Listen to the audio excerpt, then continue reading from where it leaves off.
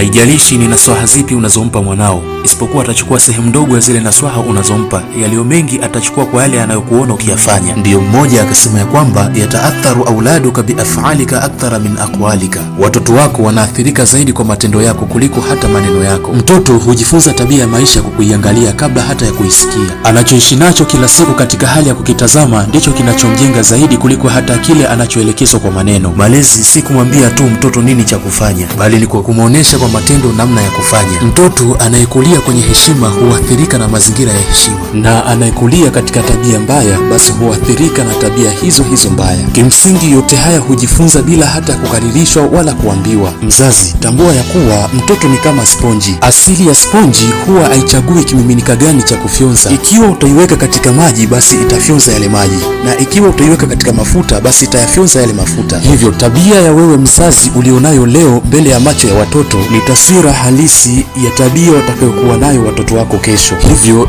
ishi vile namna unavyotaka watoto wako wawe, na usiishi vile ambavyo hutaki namna watoto wako wao, kwa kuwa mtoto huathirika zaidi kwa kutazama na si kwa kusikia. Kabla hujafikiria kumrekebisha mwanao, jiulize ni kitu gani anakiona kila siku kutoka kwako. Malezi bora huanza pale mzazi anapokubali kuwa yeye ndio kitabu cha kwanza cha maisha ya mtoto. Mtoto anayeshuhudia ukweli, nidhamu na huruma hukua akijua ya kwamba hivyo ndivyo namna maisha yanavyopaswa kuwa. Mzazi, inatakiwa ujue ya kwamba khairu ma waratha al-aba'u al-abnaa al-adabu, kitu bora ambacho wazazi wamewarithisha watoto zao ni adabu, yani tabia njema, kwa kuwa binau abnaika ahammu min albinai lahum, kuwajenga watoto katika tabia njema ni bora zaidi kuliko hata kuwajengea. Huko nami al-Ustadh Harun, usisahau kulike na kucomment na kushare. Ma'assalam.